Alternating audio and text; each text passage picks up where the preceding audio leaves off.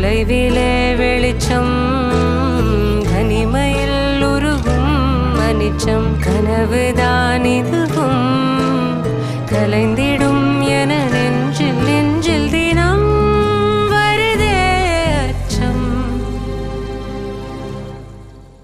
மேகதூதம் பாட வேண்டும் மேனி மீது சாரல் வேண்டும் காளிதாசன் காண வேண்டும் காணவில் வரும் வாழ்வில்